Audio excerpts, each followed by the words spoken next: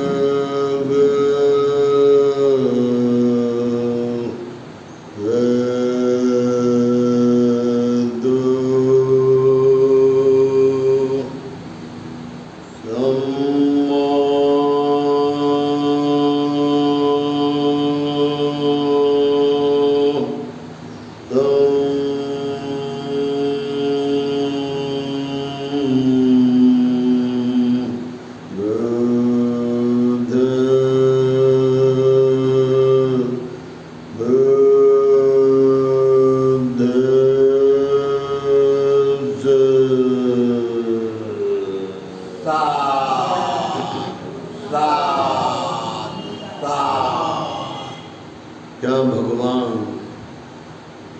अरहंत सम्यक संबुद्धांना त्रिवार पंचांग प्रणाम करतो. भगवंताची भिक्षाटन भावमुद्रा आणि भगवंताची धम्मचारिका भावमुद्रा व भगवंताची महापरिनिब्बाण भावमुद्रा ही तिन्ही भावमुद्रा लोक कल्याणासाठी, लोक उद्धारासाठी आणि लोकहित आणि सुखासाठी सतत लोकाभिमुख राहिलेली आहे. या तीन भावमुद्रेमुळे समग्र मानवजात ही संसार दुःख सागर पार करून गेलेली आहे आणि त्यांच्यामध्ये उच्च प्रतीची प्रतिभा ही भगवंताच्या महापरिनिब्बाणापर्यंत वाढत गेली. महापरिनिब्बाण ही भावमुद्रा फक्त भगवान गौतम बुद्ध प्राप्त करतात. बुद्धाशिवाय किंवा सम्यक संबुद्धाशिवाय कोणीही ही भावमुद्रा प्राप्त करत नाही. या भावमुद्रेचे सर्व अंग हे वेगवेगळे बुद्धाचे अप्रतिम असे बोधीचे अंग आहे. जेव्हा पावामध्ये भगवंतानी चुंद कुमार सुनाराच्या घरचं भोजन घेतलं. पावा ही नगरी वैशालीपासून काही किलोमीटरावर आहे. असं म्हणताना इथून तर जवळपास परभणीपर्यंत ते एवढा अंतर आहे. तर तिथे सुनार समाजाचा भगवान गौतम बुद्धाला दान देणारा ज्येष्ठ उपासक आला आणि यांनी भगवंताला निमंत्रण दिलं की भगवान माझं भोजन स्वीकार करा. आणि त्यांनी सुकर मद्दव नावाचा कंद जंगलामध्ये जाऊन आणला. सुकर मद्दव हा कंद फार भारी असतो. बनवणाऱ्या माणसाला चांगला बनवता आला पाहिजे एवढंच नव्हे, आणि जे लोक खातात त्यामध्ये सामान्य लोकाला खाऊन ते कंद पचवणं मोठं भारी आहे, अवघडच आहे. किंबहुना ज्याने ज्याने खाल्ला त्याला पुन्हा जीवदान मिळणार नाही. खाल्ल्याबरोबरच तो काही अवधीनंतर माणूस या जगाचा निरोप घेईल, इहलोकाला सोडूनच जाईल. एवढा तो पॉवरफुल सुकर मद्दव कंद असतो. सुकर मद्दव कंद हा जंगलातला आहे आणि हा भावार्थ पाली वाङ्मयामध्ये आहे. भगवान गौतम बुद्धाला त्यांनी सूचना केली की भोजन तयार आहे. बस एवढंच लोक बोलायचे, त्याच्या पुढचं काय बोलायचे नाही. ही एक बोलण्याची सभ्यता होती, ज्याला स्टँडर्ड ऑफ लिव्हिंग म्हणतात. बोलण्याची पद्धत आणि बोलण्याचा दर्जा. भगवान भिक्खुसंघ सुनार चुंद कुमाराच्या घरी पोहोचले. त्याने आसन अगोदर टाकून ठेवलं होतं भगवान आसनस्थ झाले आणि त्यानंतर त्या लगेच त्यांच्या पात्रामध्ये सुकर मद्दव नावाचा कंद टाकला. तेव्हा भगवान म्हणाले की आता याच्या पुढे तू कुणालाही वाढू नको हा कंद, हे परत घेऊन जा आणि जेवढा तू तयार केला तो तू जाऊन एखाद्या खड्ड्यामध्ये टाकून त्याला मात्र पूर्ण तिथे दफन कर. दुसऱ्याला वाढू दिला नाही भगवंताने, कारण ते कंद पचवणं मोठं कठीणच आहे. किंबहुना ते माणसाला पचतच नाही. केवळ सम्यक संबुद्ध या कंदाला पचवण्यामध्ये समर्थ राहतात. आणि भगवंताने जसं तो कंद अन्न पाण्यासोबत ग्रहण केला तर काही अवधीमध्ये त्यांना अतिसार ही पूर्ण आजाराची पद्धत सुरू झाली. अतिसारामध्ये पूर्ण ब्लडिंग रक्तस्राव होत असतो आणि रक्त अंगातून गेलं म्हणजे कोण राहणार आहे. आणि भगवंताच्या अंगातून प्रचंड रक्त हे पूर्ण या सुकर मद्दव याच्या परिणामामुळे गेलं. भगवंतानी स्मृती सांप्रजन्याच्या बळावर हे साऱ्या दुःखवेदना शांत केल्या. कायानुपස්සना, वेदनानुपස්සना, धम्मा चित्तानुपස්සना आणि धम्मानुपස්සना हे स्मृती सांप्रजन्याचे 4 भारी मोठे ध्यान अंग आहेत. याच्यात जो जो माणूस पकल किंवा परिपक्व होईल त्याला दुःख कधीच होणार नाही.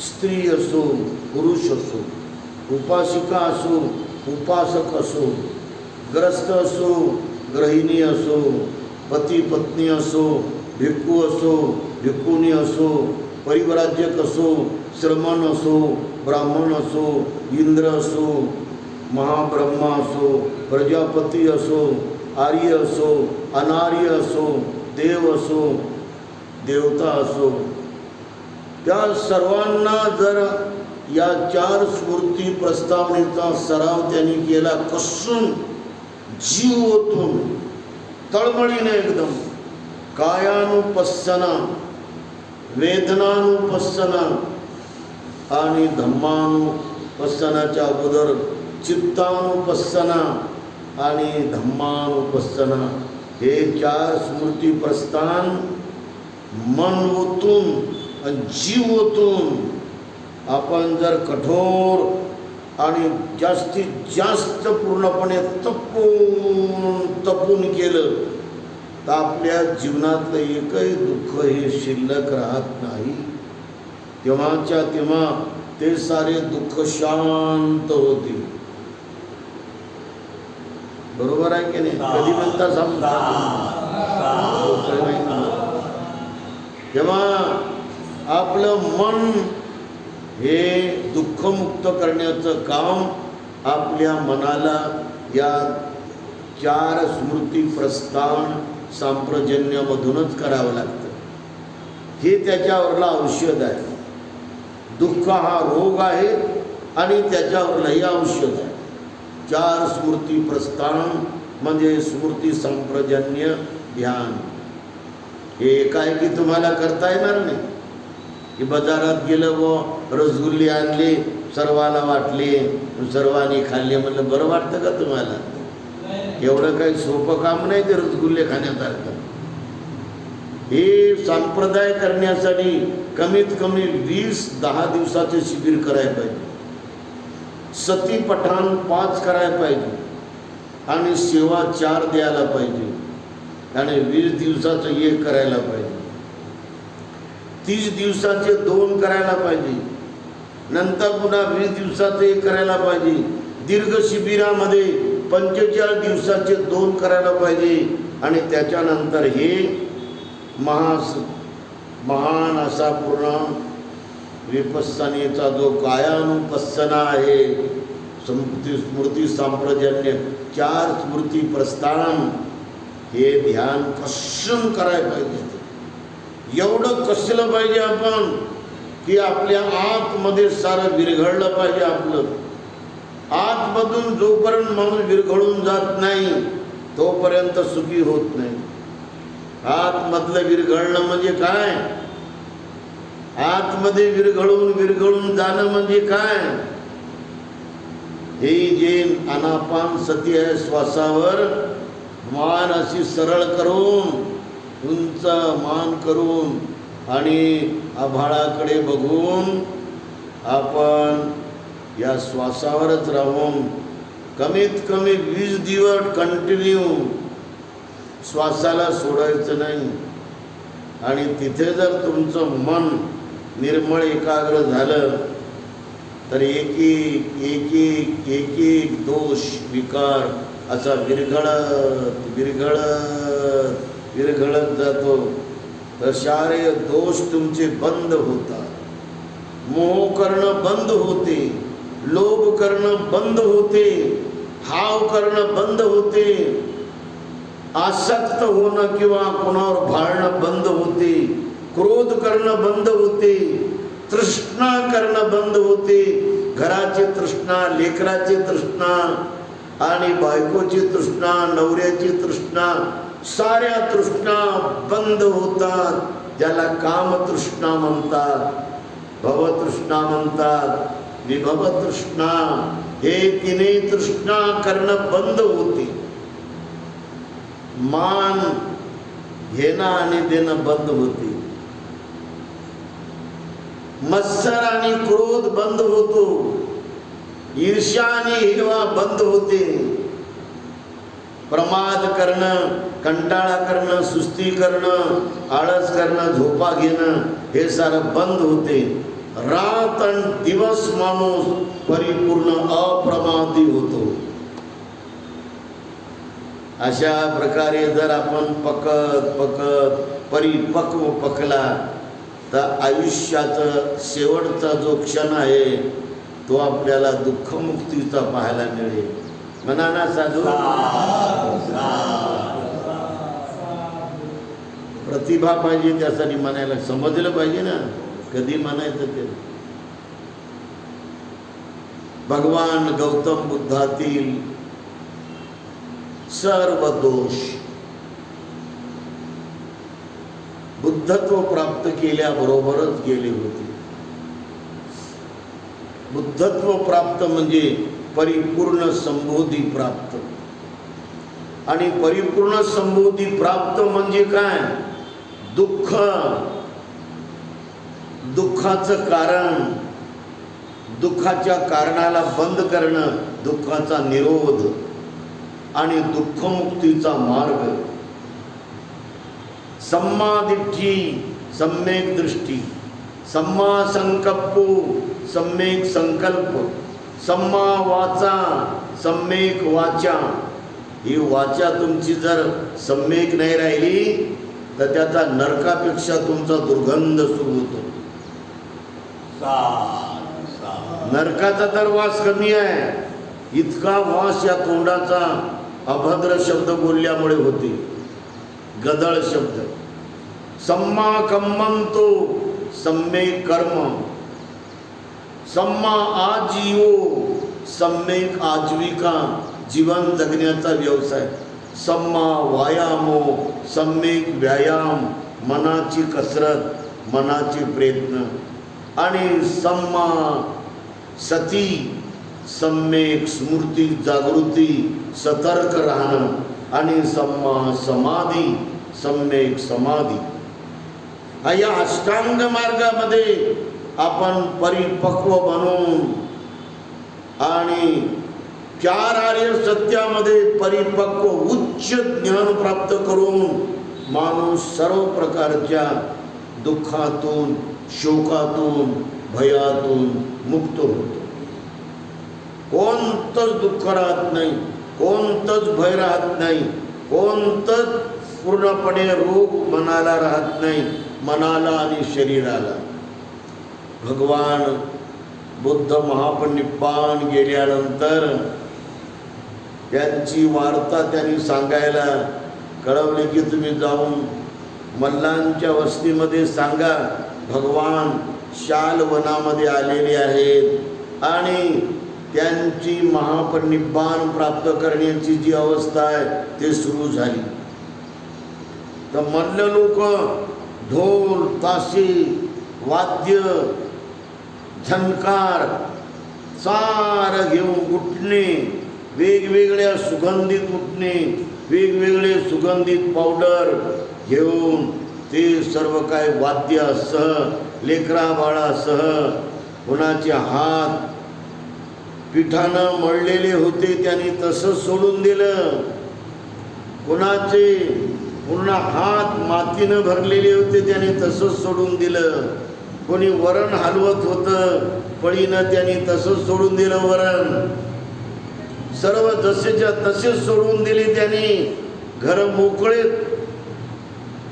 त्या घरामध्ये कोणी जात नव्हतं चोऱ्या करायला, लबाड्या करायला, चहाड्या करायला आणि कोणतंही वाईट दुष्कृत्य करायला तिथे जायला कोणाची इच्छा होत नव्हती. भगवंताजवळ मल्ल लोक हजारो लाखोन्या रूपानं आले, वाद्य वाजू लागले आणि प्रचंड वाद्याचा गजर सुरू झाला आणि भगवंतावर उठणे, सुगंधित उठणे त्यांनी टाकले, सुगंधित पावडर टाकले झाडपत्त्याची आणि जे मंदार वृक्ष होता त्या मंदार वृक्ष त्यांच्या शरीराच्या जवळच होता, त्याची एवढायले फुलं त्या मंदार वृक्षाचे भगवंतावर पडायचे. तर लाल जरद त्यांचं चिवरच आहे की काय असं वाटायचं. दोन्ही बाजूला दोन शाल वृक्ष होते आणि भगवान हे उत्तर आणि दक्षिण या पद्धतीने ते सिंहासनावर पडलेले होते. एकच त्यांचं वस्त्र होतं संघाटी आणि अंगावरलं एकच वस्त्र होतं उत्तरासंग चिवर आणि नेसलेलं एकच वस्त्र होतं अंतर्वासक चिवर. या तीन वस्त्राशिवाय त्यांचा तिसरा मात्र तुकडा सुद्धा नव्हता, दस्ती किंवा रुमाल किंवा उपर्ण किंवा काही बी असो. भगवान असे तीन वस्त्र जन्मभर हे वापरत राहिले, त्याचा उपयोग करून अल्पइच्छी होते भगवान. इच्छाच केली नाही भगवंतानी, तृष्णाच केली नाही. इच्छा मुक्त म्हणजे बुद्ध, तृष्णा मुक्त म्हणजे बुद्ध, वासना मुक्त म्हणजे बुद्ध, अभिमान मुक्त म्हणजे बुद्ध, गर्व मुक्त म्हणजे बुद्ध, द्वेष मुक्त म्हणजे बुद्ध, घमेंड मुक्त म्हणजे बुद्ध, संशय मुक्त म्हणजे बुद्ध, आळस सुस्ती कंटाळा प्रमाद मुक्त म्हणजे बुद्ध, ईर्ष्या मुक्त म्हणजे बुद्ध, हेवा मुक्त म्हणजे बुद्ध, जळणं किंवा जाळणं किंवा जळायची मनप्रवृत्ती हे जळण्याच्या मनप्रवृत्तीतून मुक्त म्हणजे बुद्ध. परिपूर्ण संबोधीनं भरले होते ते, परिपूर्ण प्रेमानं भरलेले होते ते अमर्याद, परिपूर्ण संयमानं भरले होते ते अमर्याद, परिपूर्ण ते सहनशीलतेनं भरले होते अमर्याद, ते परिपूर्ण अनुकंपेनं भरलेले होते ते अमर्याद. त्यांना बुद्ध म्हणतात.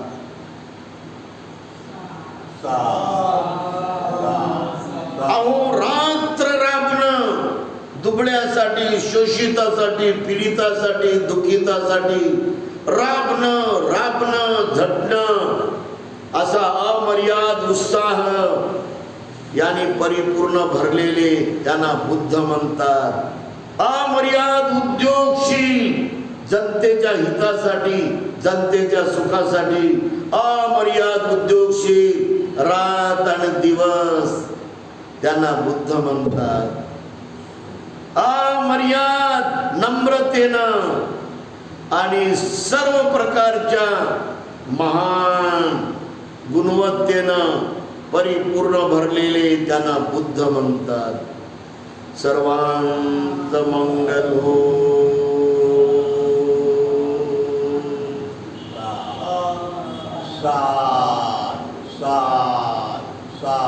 सब्बे सत्ता सुखी होन्तु सब्बे होन्तु सुखिनो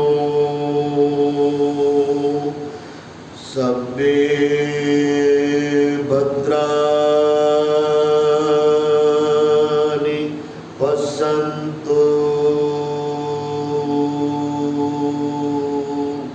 मा कञ्चित् दुःखमागमा.